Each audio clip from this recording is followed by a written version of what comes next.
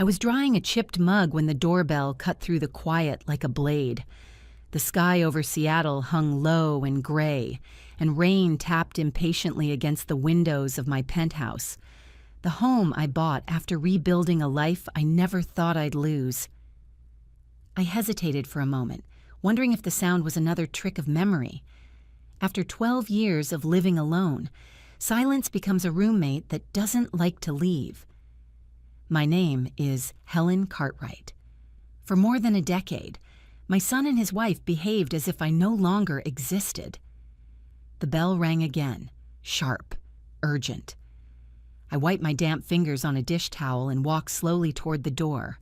My steps echoed against the hardwood floors, each one stirring a mixture of dread and anger I thought I had buried long ago. This apartment had become sacred to me, a place where no one could reach in and twist the truth of who I was. Certainly not the people who once cut me out of their lives with the precision of a scalpel. When I reached the door, I pressed my eye to the peephole out of habit, and there they were. Mark, my only child, stood hunched, his shoulders drooping beneath the weight of something heavier than the rain soaking his jacket. Beside him, gripping the handle of a worn suitcase, was Olivia.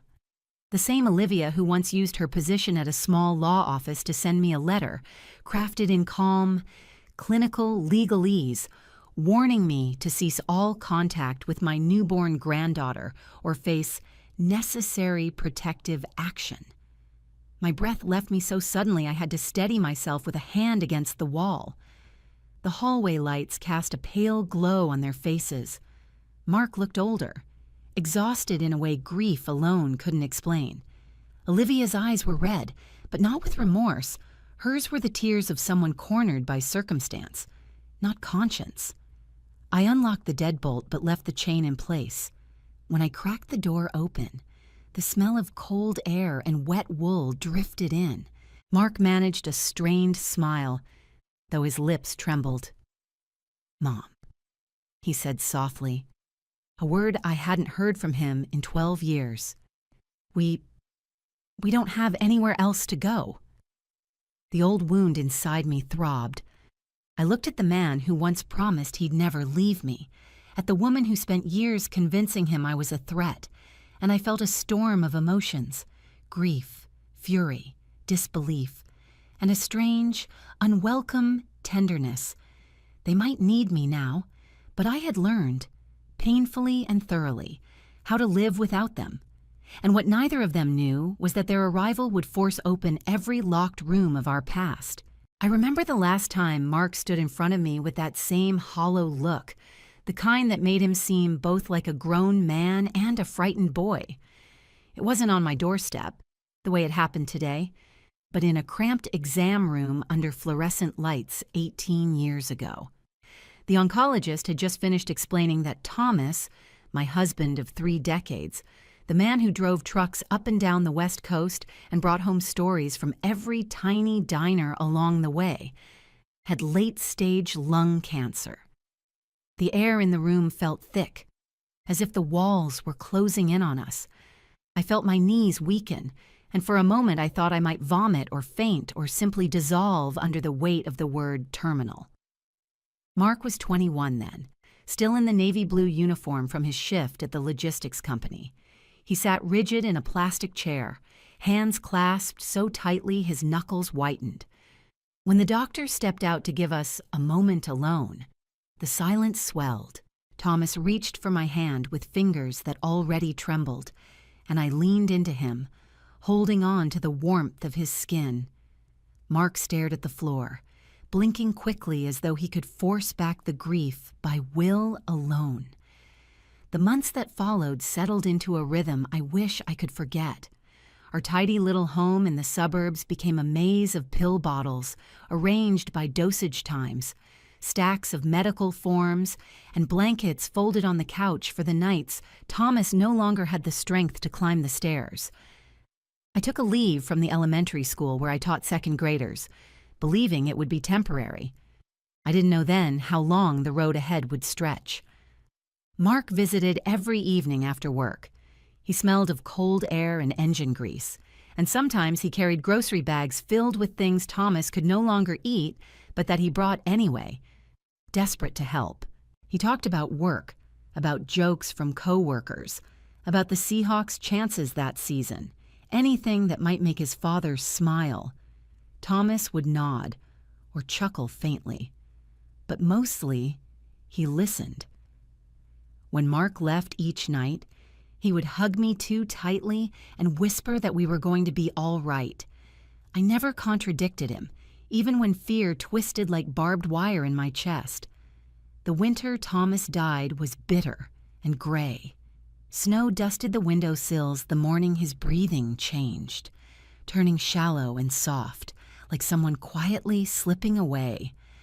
I sat beside him, holding his hand, whispering that he wasn't alone. When he exhaled for the last time, the world seemed to tilt. I pressed my forehead against his and stayed like that until the hospice nurse gently touched my shoulder. Grief didn't burst in. It seeped into every part of me like a cold draft that couldn't be shut out. At the funeral, Mark stood between me and the casket, straight-backed, jaw tight, as though bracing against a storm. He held my hand with a fierceness that startled me. After the service, he said he wasn't going anywhere. Not now. Not when it was just the two of us left. I clung to those words with the desperation of someone who had lost too much too quickly. For a time, he meant them. Mark moved back into his childhood bedroom, bringing with him the smell of diesel from work and the sound of heavy boots on the hallway floor. We created a quiet routine, simple dinners at the oak table. Thomas refinished years before, evenings watching old movies, mornings where Mark grabbed coffee on his way out the door while I packed leftovers for his lunch. The house felt unfamiliar without Thomas's laughter or his boots by the door, but with Mark there, it didn't feel empty. Looking back, I see how tightly I held on to him. He was my anchor in a world that had suddenly come unmoored. I told myself that he needed me just as much, that we were helping each other through the worst season of our lives. Maybe that was true at first, but grief has a strange way of binding people together while sowing the seeds that will eventually push them apart. I didn't recognize the difference. I didn't notice how small the space between us had become, small enough that neither of us had room to grow without bumping into the other. And then, when the first hint of spring finally touched the neighborhood, Mark met someone new. I didn't know it then, but the moment she stepped into his life, the balance between us shifted forever. It was subtle in the beginning, the kind of shift you only feel in hindsight, but it was there, steady and certain, like a current pulling him away from shore. Mark introduced me to Olivia on a mild spring afternoon, the kind Seattle generously offers between long stretches of rain. He chose a little diner by the waterfront, the kind with checkered floors and windows that fog over when the wind blows in from the sound. I arrived early, nerves prickling beneath my sweater, wondering if meeting this woman would feel like crossing some invisible threshold. When Mark walked through the door with her beside him, I felt the shift instantly. She was beautiful in a precise way, straight dark hair, tailored coat, careful posture. But what struck me most were her eyes, sharp and assessing, as if she were bracing for judgment before any had been passed. Mark hugged me quickly, then pulled out her chair. Olivia extended her hand, her polite smile not quite reaching her eyes. I felt something guarded in her, something brittle, but I brushed the thought aside. After losing Thomas, I had promised myself I would embrace whatever new chapter life offered my son. So I greeted her warmly and tried to hide my trembling excitement at the idea of Mark finding someone who might love him the way he deserved. The conversation started easily enough. I asked about her work, and she told me she was a paralegal at a small firm downtown. She spoke with crisp confidence, the kind of person who measures words before speaking them. When I mentioned my years of teaching second grade, She nodded politely, though her gaze drifted toward the window, as if the mention of children made her uneasy. I chalked it up to first meeting nerves. I tried to fill the silences, telling small stories about Mark's childhood, his obsession with dinosaurs, his fear of thunderstorms, but each time, Olivia's shoulders stiffened, and I could tell she didn't like conversations that placed her outside the circle. When the server brought our meals, I offered Olivia a small box of cookies I had baked that morning. It was something I'd done for decades, baking as a gesture of welcome. She accepted the box with a tight smile, murmuring a thank you, but her fingers curled around it as if she wasn't sure whether it was a gift or a test. On the drive home, she later told Mark the cookies were wonderful, but the gesture itself felt a little intense. I didn't know any of this then, of course. What I felt at the time was just a faint shift in the air, like the first sign of weather turning. Mark fell for her quickly. Within months, he was talking about moving in together, building something new. I wanted to be happy for him, but watching him pack up his childhood room, sealing away pieces of our shared life into cardboard boxes, made my chest ache. He promised it wouldn't change anything between us. I nodded and pretended to believe him, though part of me sensed that something fundamental had already begun to slip. The first real tension came the night Mark invited me over to their new apartment. I had spent the day cooking a pot of stew, Thomas's favorite recipe, and I arrived with the steaming container wrapped in a towel to keep it warm. Olivia opened the door, and in her eyes I saw a flicker of something I couldn't quite decipher.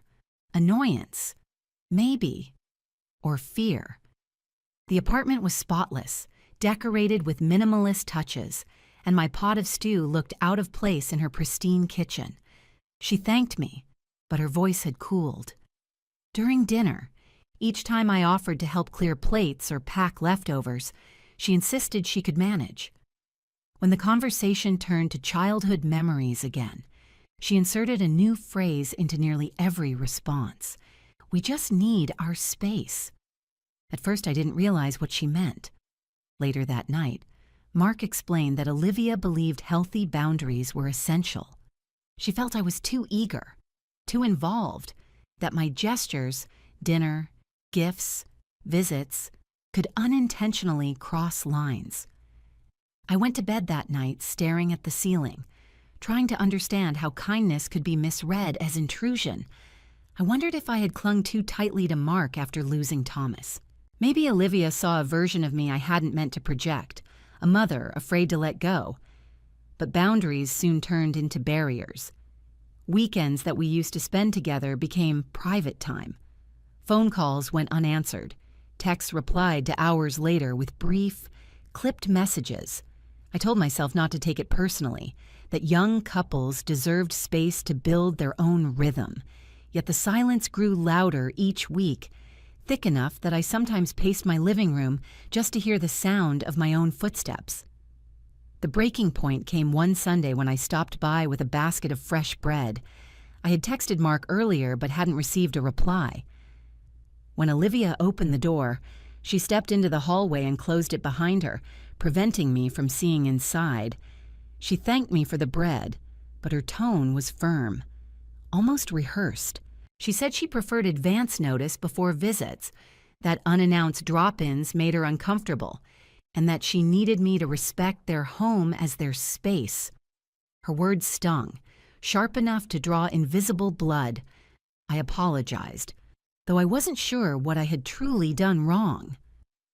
As I walked back to my car, holding the empty basket against my chest, I felt something familiar tighten around my ribs, the same hollow ache I'd felt after Thomas died, when the world quietly shifted and left me scrambling to understand my new place in it. I didn't know then that losing a husband was only the first loss I would have to survive. The next one was already on its way, and unlike death, it wouldn't take a single moment. It would take years. Emma was born on a gray November morning, 2 years after that hallway conversation, and for a brief moment, I believed the arrival of a baby might soften whatever invisible wall had grown between me and my son's new family. When Mark called to say Olivia had gone into labor, I grabbed my coat, packed a small bag of knitted blankets I'd made, and rushed to the hospital through sheets of cold rain. I remember sitting in the waiting room, heart thudding with anticipation, imagining the moment I would hold my granddaughter for the first time. When Mark finally appeared, his face lit with exhaustion and pride, I felt something inside me unravel. He guided me to the room where Olivia lay propped against pillows, pale and tired but glowing in the way new mothers often do. Emma was tiny, wrapped in a pink blanket, her fist curled like a seashell. I asked if I could hold her, and Olivia hesitated for a second, just long enough to sting, before handing her over. The warmth of that little body against my chest was unlike anything I'd felt since Mark himself was born. For a moment, I let myself believe we were beginning a new chapter, one where love might repair what tension had frayed. But the shift came quickly, subtle at first. The next day, when I returned with soup and fresh clothes, Olivia mentioned new rules the pediatrician had apparently emphasized: no kissing the baby's face, limited visitors, hand-washing procedures strict enough to resemble a medical protocol. I nodded, wanting to be respectful, but every attempt I made to be helpful seemed to trigger something in her. If I adjusted a blanket, she fixed it again. If I offered an opinion, she countered it with a firm reference to expert advice. Mark barely noticed the strain. He floated through those first days on a cloud of fatherly pride. When they finally took Emma home, I baked a tray of lasagna and brought over groceries so they wouldn't have to cook. Olivia took the bags but didn't invite me inside. She said Emma was fussy, that they needed rest, that maybe I could come another time. Her smile never reached her eyes. A week later, I asked if I could stop by to help with laundry or hold the baby while she showered. Olivia replied with a text an hour later, saying she preferred to keep visitors limited during recovery. I told myself this was normal for new parents, that I was overthinking it. But I knew something was wrong the night I arrived with a box of diapers I'd bought on sale. I knocked, waited, and knocked again. When Olivia opened the door, she stepped out into the hallway and closed it behind her, just as she had with the bread. She thanked me but said they needed predictability in their routine and asked that I call before coming over, even if it was just to drop something off. Her voice was polite, but her eyes were sharp, as if she were managing a threat rather than speaking to her husband's mother. I drove home gripping the steering wheel so tightly my wrists ached.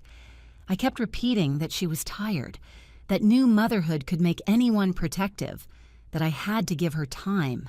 And so I pulled back, waiting for an invitation that never came. Weeks turned into months. I saw Emma only during brief, supervised visits when Mark arranged to meet me in public places, a cafe, a park bench, the corner table in a bookstore. Olivia rarely joined. When she did, she watched every movement I made around the baby with a scrutiny that made my skin prickle. If I held Emma too long, she gently reminded me the baby needed to nap. If I mentioned how Mark had loved mashed bananas as a child, she said, with a stiff smile, that current feeding guidelines were different now. I kept bending, hoping patience would mend whatever rift I couldn't see. But the bending slowly turned into shrinking. I stopped offering help unless asked. I stopped suggesting visits. Sometimes I waited days before texting, afraid even a simple good morning would be interpreted as overstepping. Then came Emma's second birthday. I arrived at their apartment with a gift I'd spent weeks choosing, a small easel and watercolor set, thinking she might enjoy painting the way Mark had when he was little. The moment I stepped inside, I felt Olivia watching me. The party was small, mostly parents from their building and a couple of Mark's co-workers. I set the gift on the table with the others and drifted toward the kitchen to ask if I could help. Olivia shook her head with that tight smile I had come to dread. The moment that changed everything happened while I was slicing fruit at the counter. A glass fell, shattering loudly on the tile, and before I could register what happened, Olivia swooped in with wide, frantic eyes, declaring that I had placed it too close to the edge, that Emma could have been hurt, that this was exactly why boundaries were necessary. Mark rushed over, confused but automatically siding with her. I tried to explain that I hadn't touched the glass, that I didn't even know it was near me, but Olivia was already sweeping shards into a dustpan, shaking her head, muttering that she had warned him. I left the party early, heart pounding, face burning with shame I didn't understand. As I walked down the hallway toward the elevator, I had the suffocating feeling that something irreversible had just happened. I didn't know then how right I was. The real blow was still coming, wrapped in legal language so cold it might as well have been carved from ice, and it would arrive in my mailbox just days later. The letter arrived on a Thursday afternoon, tucked between a grocery flyer and a utility bill. I didn't recognize the return address, but the firm's name was printed in sharp black type across the top, a name I later learned belonged to the law office where Olivia worked. Inside was a 2-page notice written in calm, clinical language. It stated that my behavior had caused distress, that continued attempts at contact could be interpreted as harassment, and that all communication with Mark and Emma should cease until further notice. I remember standing in my kitchen, the refrigerator humming behind me, reading those sentences again and again until the words blurred. I thought it had to be a mistake. Surely Mark hadn't agreed to this. Surely Olivia hadn't twisted things so far that I had become the villain in my own family. When I called Mark, he didn't answer. When I texted, the message delivered but never turned blue. I waited hours, then days, pacing the living room like a ghost trapped between rooms. Eventually, he wrote back. A short message that felt rehearsed. He said they needed space. He said it was better for everyone. He said he hoped I understood. I didn't, but I understood the silence that followed. It was absolute. The weeks after that dissolved into a blur of sleepless nights and meals I forgot to eat. I would sit at the edge of my bed, staring at the framed picture of Mark as a little boy with chocolate frosting on his cheeks, wondering how the same child who once clung to my leg could now believe I was dangerous. There were nights when the weight of that thought pressed so heavily on my chest that I struggled to breathe. I felt myself slipping into a place even darker than the one I had fallen into after Thomas died, a place where the world felt smaller each day, shrinking around a single, relentless question. What did I do that was so unforgivable? One evening, after crying until my eyes stung, I found myself holding a bottle of sleeping pills. I sat on the floor with my back against the cabinet, the cold tile seeping through my clothes. The thought came quietly, almost gently. One choice could end this pain. But then my gaze drifted upward, landing on the small stack of children's drawings pinned to the fridge, souvenirs from my years of teaching. Bright colors, crooked hearts, stick figure families, love captured in crayons. Something inside me softened. I set the bottle aside and pressed my forehead to my knees until the storm inside me passed. The next morning, I opened my baking cabinet. Flour dusted the air as I reached for a mixing bowl. I didn't know what I was making. Cookies, bread, anything, but the familiar motion steadied my hands. Baking had always been my quiet language of love, the one thing no one could take from me. As the oven warmed and the scent of vanilla filled the kitchen, I realized I was still here, bruised. Yes, alone. Certainly. But alive. And for the first time in months, that felt like enough to begin again.